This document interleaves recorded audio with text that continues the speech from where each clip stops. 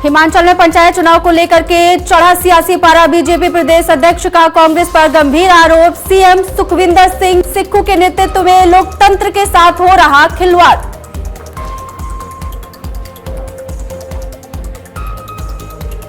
हरियाणा सरकार ने प्रशासनिक स्तर पर की बड़ी कार्रवाई। 2 आईएएस अधिकारी को किया सस्पेंड। अरबों के बैंक फ्रॉड मामले में हुई कार्रवाई।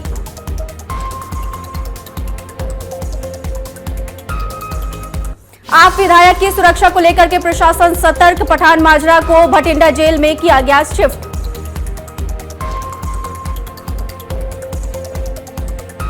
करनाल में डेंगू ने दी दस्तक। जिले में सामने आए 5 केस। स्वास्थ्य विभाग ने कसी कमर। 166 टीमों को मैदान में उतारा। 150 टीमें ग्रामीण इलाकों में तैनात।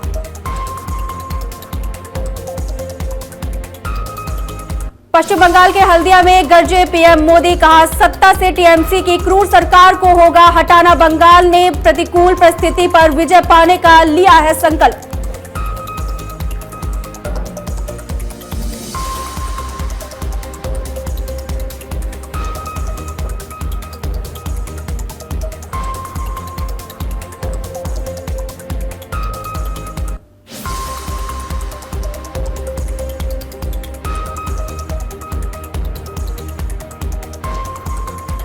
नमस्कार, बहुत स्वागत है आप सभी दर्शकों का। आपके साथ मैं हूं अपर्णा शुक्ला। चलिए अपनी इस खास बुलेटिन की शुरुआत करते हैं जिसका नाम है 3 स्टेट। हरियाणा सरकार ने प्रशासनिक स्तर पर बड़ी कार्रवाई करते हुए भारतीय प्रशासनिक सेवा के 2 वरिष्ठ अधिकारियों को तत्काल प्रभाव से निलंबित कर दिया है। सरकार की ओर से जारी आदेशों के अनुसार आईएएस आरके सिंह और आईएएस प्रदीप कुमार को सस्पेंड कर दिया गया है। सूत्रों के अनुसार इन दोनों अधिकारियों का नाम करोड़ों रुपए के बैंक धोखाधड़ी मामले से जुड़ा होने की आशंका है। हालांकि सरकार ने अभी विस्तृत कारणों का कोई भी खुलासा नहीं किया है, लेकिन इस कार्रवाई को बैंक फ्रॉड मामले में संदिग्ध भूमिका से जोड़कर देखा जा रहा है। सरकार ने इस सख्त कदम के बाद प्रशासनिक गलियारों में हड़कंप मच गया है।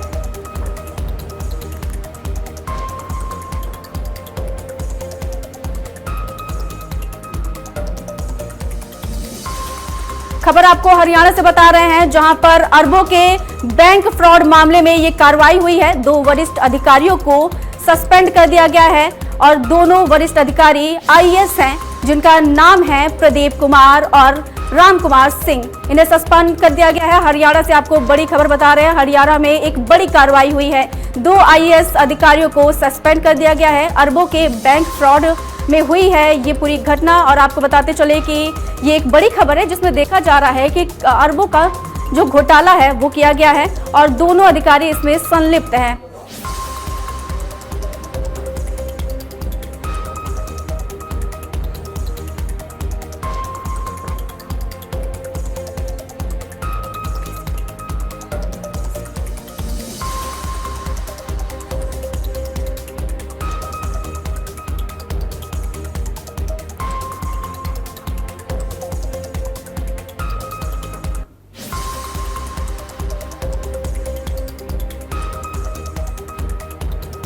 इस वक्त हमारे साथ जसबीर सिंह जुड़ चुके हैं, हमारे सहयोगी, और इनसे हम डायरेक्ट बातचीत करते हैं और इनसे जानते हैं कि जसबीर जी जानना चाहेंगे कि ये जो अरबों का घोटाला हुआ है ये सालों से चल रहा होगा, तभी ये एक बड़ा घोटाला जो है अब सामने आया है।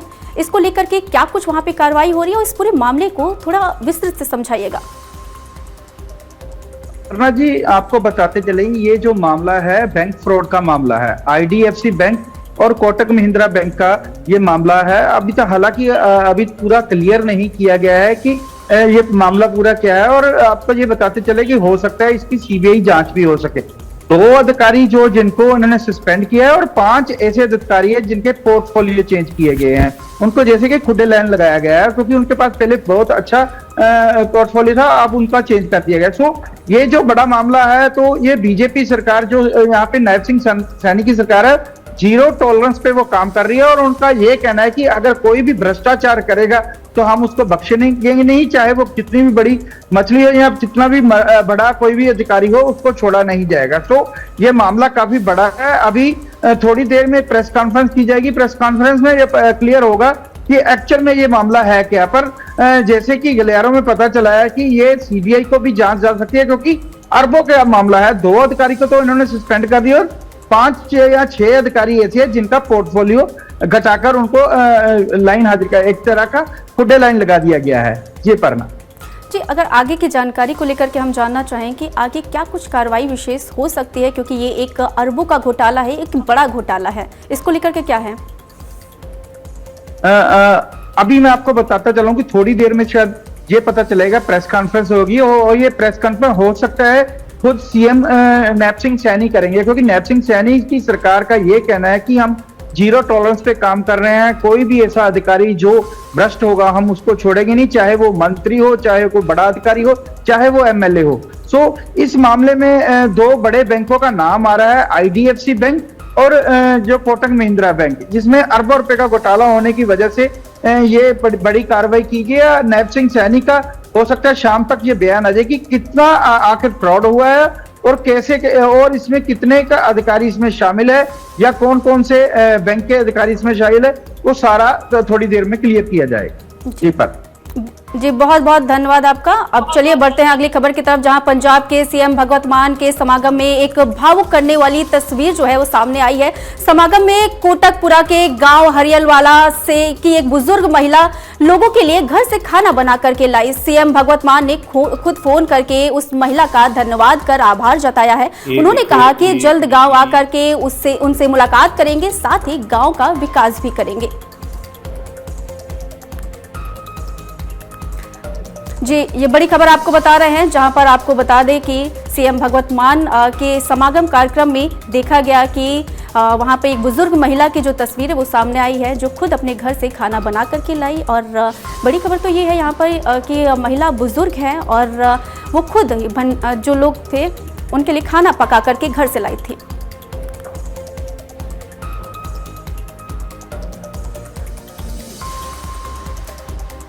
इस वक्त भटिंडा से इस वक्त की सबसे बड़ी खबर सामने आ रही है, जहां पठान माजरा को भटिंडा जेल में शिफ्ट किया गया है। ये बड़ी खबर आपको बता रहे हैं भटिंडा से, जहां पर सुरक्षा कारणों के लिहाज से लिया गया है ये बड़ा फैसला। आपके एमएलए हैं पठान माजरा, जेल प्रशासन ने किया सुरक्षा के कड़े इंतजाम। और वहीं आपको बताते चले कि ये बड़ी खबर आपको बता रहे हैं भटिंडा से, जहां पर आप विधायक की सुरक्षा को लेकर के प्रशासन पूरी तरीके से अलर्ट है। जेल प्रशासन ने किए हैं सुरक्षा के कड़े इंतजाम। ये बड़ी खबर आपको बता रहे हैं भटिंडा से, जहां पर आप विधायक की सुरक्षा को लेकर के व्यवस्था की गई है ताकि कोई भी चूक ना होने पाए।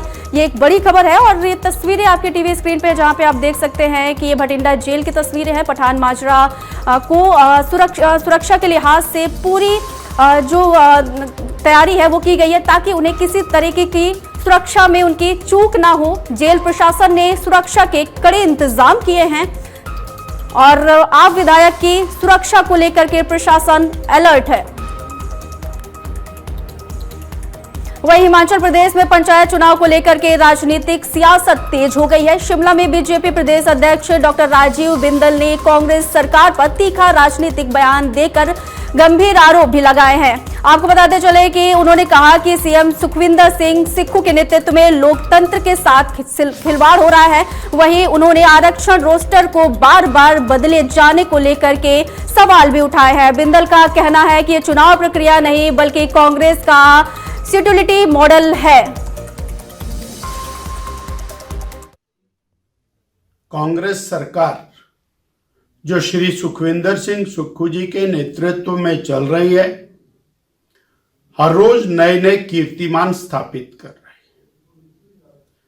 पंचायती राज चुनाव और निकाय चुनावों को ना होने देने के लिए, टालने के लिए लगातार प्रयास हुए।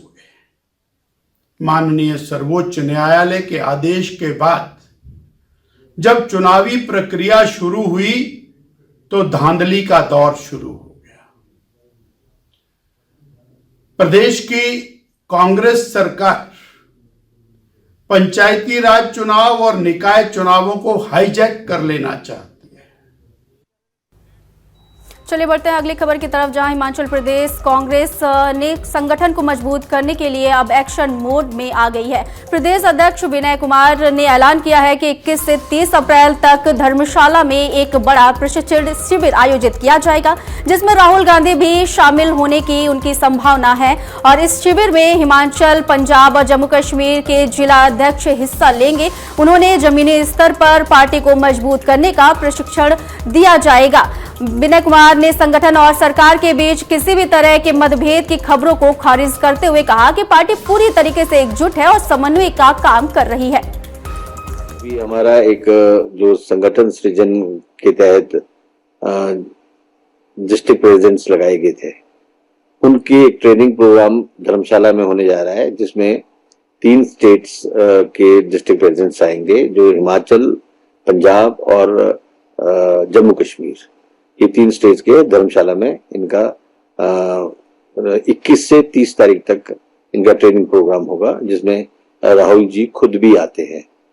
तो इसको लेके आजकल हम तैयारियां कर रहे हैं कि किस प्रकार का प्रोग्राम होगा, कैसे उनकी व्यवस्था होगी, ठहरने की व्यवस्था होगी, और उनके जो ट्रेनिंग प्रोग्राम के दौरान विभिन्न गांव में भी जाके उनको दिखाया जाता है कि क्या कैसा हमारा रहन सहन है, और कांग्रेस के लोगों से इंटरेक्शन होता है।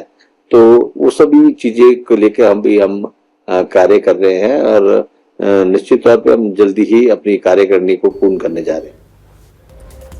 देखिए, मानसेर से इस वक्त की बड़ी खबर सामने आ रही है, जहां हड़ताली कर्मियों पर पुलिस की कार्रवाई हुई है। प्रशासनिक प्रदर्शनकारी कर्मचारियों को पुलिस ने खदेड़ा है, बड़ी खबर आपको बता रहे हैं। और जहां पर स्थिति काबू करने के लिए पुलिस ने किया हल्का बल का प्रयोग, जिला प्रशासन ने लागू की धारा 163। बड़ी खबर आपको मानेसर से बता रहे हैं, जहां मानेसर में धरना प्रदर्शन पर लगी है पूरी तरीके से रोक, लेकिन फिर भी धरना प्रदर्शन किया जा रहा है। पुलिस विभाग ने इस पर शक्ति भी अपनाई है और हल्का इसमें देखा गया है कि झड़प भी हुई है पुलिस के और प्रदर्शनकारियों के बीच में। तस्वीरें आपकी टीवी स्क्रीन पर है, जहां पर आप देख सकते हैं कि हड़ताल कर्मचारियों को पुलिस ने खदेड़ा है। पुलिस ने यहां पर हल्की सख्ती दिखाई है ताकि यहां पर प्रदर्शन ना हो पाए। तस्वीरें आपको दिखा रहे हैं मानेसर से, जहां पर धरना प्रदर्शन पर लगी है पूरी तरीके से रोक, लेकिन फिर भी प्रदर्शन किया जा रहा था। इसको लेकर के पुलिस विभाग ने हल्की सख्ती दिखाई है। चलिए बढ़ते हैं अगली खबर की तरफ, जहां फरीदाबाद में भीषण अग्निकांड के मामले में सर्व कर्मचारी संघ के कर्मचारी अपनी मांगों को लेकर के हड़ताल पर है। संघ के प्रदेश अध्यक्ष नरेश शास्त्री ने तहसीलदार को ज्ञापन सौंपा। उन्होंने मारे गए कर्मचारियों को शहीद का दर्जा और 1 करोड़ की सहायता राशि और मृतकों के परिवार को सरकारी नौकरी दिए जाने की मांग की है। बता दें कि 16 फरवरी को फरीदाबाद में आगजनी की बड़ी घटना हुई थी। इसमें लगभग 35 लोग घायल हुए थे, साथ ही 6 लोगों की मौत भी हुई थी। मृतकों में 2 फायर कर्मचारी और 1 पुलिसकर्मी भी शामिल थे, जिनकी मौत हुई थी।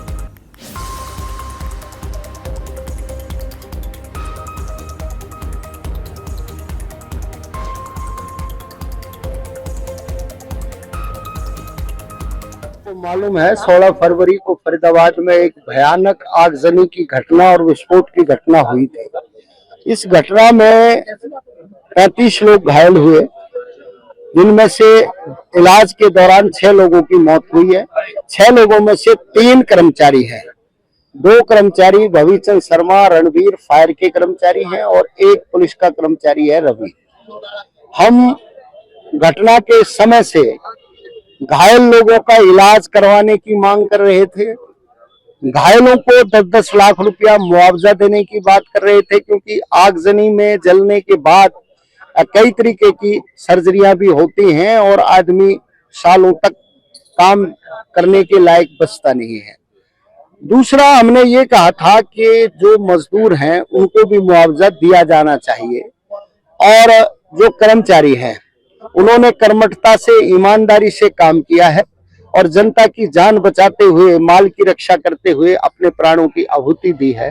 तो ये शहीद का दर्जा इनको दिया जाना चाहिए। 1-1 करोड़ रुपया आर्थिक सहायता राशि और परिवार को 1-1 पक्की नौकरी दी जानी चाहिए।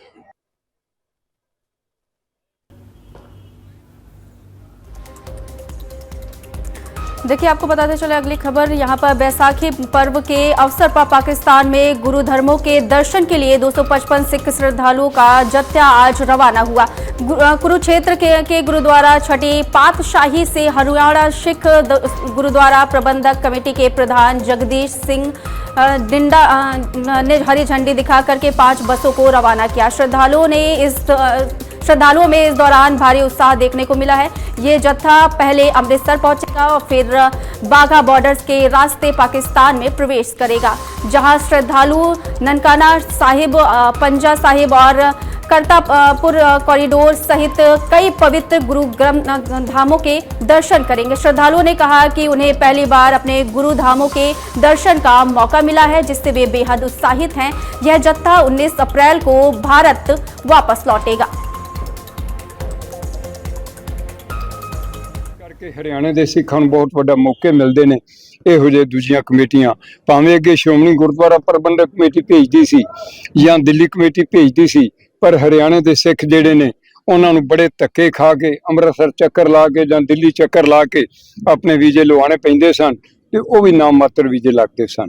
ਇਸ ਕਰਕੇ ਹਰਿਆਣਾ ਸਿੱਖ ਗੁਰਦੁਆਰਾ ਪ੍ਰਬੰਧਕ ਕਮੇਟੀ ਇਹ ਮਾਣ ਮਹਿਸੂਸ ਕਰਦੀ ਹੈ ਕਿ ਅੱਜ ਅਸੀਂ अपने पैरों ते खड़े होके अपने हरियाणे के सिखां नूं उस अपनी जिहड़े साडे पूर्वजां दी जन्म धरती है उहदे दर्शन कराउण दा मौका मिलता है। किन्ने जत्थे कितने श्रद्धालु जा रहे हैं इस टाइम जी? इस बार साडे 255 दा जो कोटा मिलिया है सानू, वो 255 जत्थे दे रूप में जाणगे, जिन्हां विचों 120 बीबियां हन ते 135 जो हैं वो आदमी है। उत्थे जी पंजा साहब, लाहौर अते होर ननकाना साहब, सच्चा सौदा, सारे करतारपुर, सारे ही दर्शन उत्थे करवाए जाएंगे। अज साडी रवानगी होएगी कुरुक्षेत्र तो, रात अमृतसर जैसा रहेगा ते सवेरे 10 तरीक तो लेके यात्रा शुरू होएगी ते 19 तरीक इन्हां दी वापसी होएगी। अज साडे गुरुद्वारा सिख प्रबंधक कमेटी हरियाणा के द्वारा जिहड़ा है 255 का जत्था जिहड़ा है करतारपुर दे लई रवाना किया जा रहा है। उस दे लई साडे गुरुद्वारा प्रबंधक कमेटी के प्रधान श्री जगदीश चिंडा जी इत्थे पहुंचे ने, जिहदे विच जिहड़ा है देखो साडे खालसा पंथ की जिहड़ी स्थापना सी उसनूं विसाखी दे उपलक्ष्य दे विच जिहड़ा जत्था है रवाना किया जा रहा है। साडे गुरुआं दा जिहड़ा जन्म स्थान है वो पाकिस्तान दे विच है। इस करके सानू बहुत ही खुशी हो रही है कि साडे हरियाणा सिख प्रबंधक कमेटी के उपराले दे नाल जिहड़ी है पूरी संगत नूं उत्थे लेके जाया जा रहा है कि इथों कुरुक्षेत्र तो 4 बसां जिहड़ियां ने वो जा रही ने, एक सिरसे तो बस आ रही है। वो सारियां बसां अज 9 तारीख नूं इथों रवानगी करनगियां। कल अमृतसर तो पाकिस्तान दे लई जिहड़ी रवानगी होएगी ते 19 तारीख नूं जिहड़ी है इन्हां दी वापसी है। ते मैं बहुत बहुत धन्नवाद करती हाँ भारत सरकार का भी, जिन्हां ने ये उपराला किया है ते साडी संगत नूं उत्थे जाण दा जिहड़ा मौका मिलिया है उस दे लई मैं बहुत बहुत धन्नवाद करती हाँ। वहीं अमृतसर में खालसा साधना दिवस के पावन अवसर पर सिख श्रद्धालुओं का एक बड़ा जत्था 10 अप्रैल को पाकिस्तान के लिए रवाना होगा। इसको लेकर के सिख श्रद्धालुओं में काफी उत्साह देखने को मिल रहा है। ये जत्था शिरोमणि गुरुद्वारा प्रबंधन कमेटी की ओर से रवाना किया जाएगा। जानकारी के मुताबिक हजारों श्रद्धालु अटारी बाघा बॉर्डर के रास्ते पवित्र गुरुद्वारों के दर्शन के लिए जाएंगे। वहीं ननकाना साहिब के दर्शन को लेकर के संगत में उत्साह दिखाई दे रहा है। सिख श्रद्धालुओं का कहना है कि इस यात्रा पर जाना उनके जीवन का सबसे बड़ा सौभाग्य है।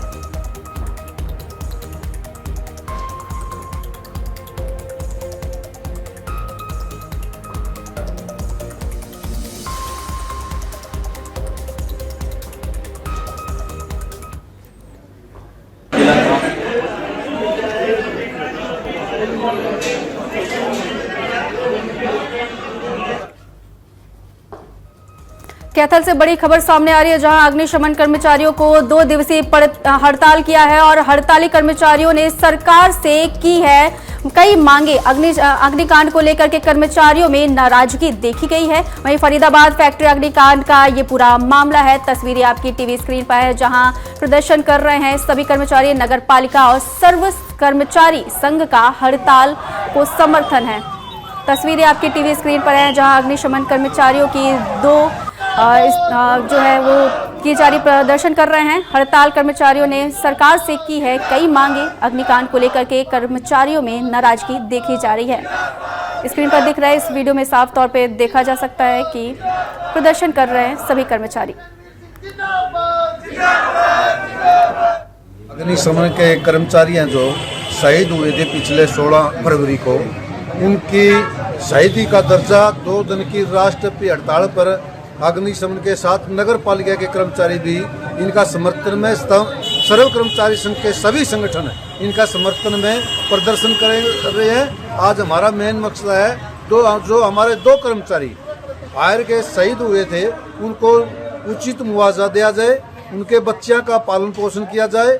इन मांगों को लेकर पूरे राज्य स्तर पर बातचीत हुई थी। जो फायर मंत्री है उसको बार बार कहने के बाद भी फायर मंत्री के संज्ञान में बात को मुआवजा से एक तरफा मुकर रही है सरकार, उनको मुआवजा नहीं दे रही। दूसरा, एक हमारे जो नगर पालिका के और फायर के जो कर्मचारी हैं, पिछले दिनों उनसे बहुत तरीके से बातचीत करी है सरकार ने, वो लागू नहीं करी। ये हमारी मांग जो जायज बनती है, हम चाहते हैं सर्व कर्मचारी संघ की तरफ से इनको तुरंत प्रभाव से हरियाणा सरकार लागू किया जाए। और वहीं फरीदाबाद में क्राइम ब्रांच सेंट्रल की टीम ने एक युवक की हत्या के मामले में 2 आरोपियों को अरेस्ट किया है। इसके बाद टीम ने दोनों आरोपियों को कोर्ट में पेश किया है, जहां से कोर्ट ने दोनों को 2 दिनों के लिए पुलिस रिमांड पर भेजा है। बता दें कि 2 अप्रैल को पुरानी रंजिश का बदला लेने के लिए सोनू नामक युवक की बुरी तरीके से पिटाई की थी। उसको अस्पताल में वहां पर भर्ती कराया गया था, जहां पर इलाज के दौरान उसकी मौत हो गई। सराय ख्वाजा में 2 अप्रैल को संतोष नगर निवासी एक युवती द्वारा शिकायत दी गई। जो अपनी शिकायत में उस युवती ने बताया कि उसका भाई सोनू, जिसकी उम्र 21 साल है, 28 मार्च को अपने एक दोस्त कृष्ण के साथ शाम के समय काम की तलाश में गया था। तो 29 तारीख को सुबह 3:30 बजे कृष्ण उसको घायल अवस्था में घर लेकर आया, जिसको उन्होंने इलाज के लिए सफदरजंग अस्पताल में दाखिल करा दिया। जो 2 अप्रैल को इलाज के दौरान सोनू की मृत्यु हो गई, जिस पर ये थाना सराय ख्वाजा में हत्या की धारा के अंतर्गत मामला दर्ज किया गया। तो मामले गंभीरता को देखते हुए अभियुक्त अनुसंधान अपराध शाखा सेंट्रल को सौंपा गया। और जो हमारी क्राइम ब्रांच की अपराध शाखा की टीम ने इसमें कार्रवाई करते हुए कल 2 आरोपियों को इसमें गिरफ्तार कर लिया है, जिसमें एक का नाम सोनू है जिसकी उम्र 22 साल है, और एक का नाम इसमें राकेश है जिसकी उम्र 24 साल है, जिनको आज न्यायालय में पेश किया गया है। थाना सराय। फिलहाल के लिए इस बुलेटिन में सिर्फ इतना ही। देश दुनिया की तमाम खबरों को देखने के लिए बने रहिए आज की खबर के साथ। नमस्कार।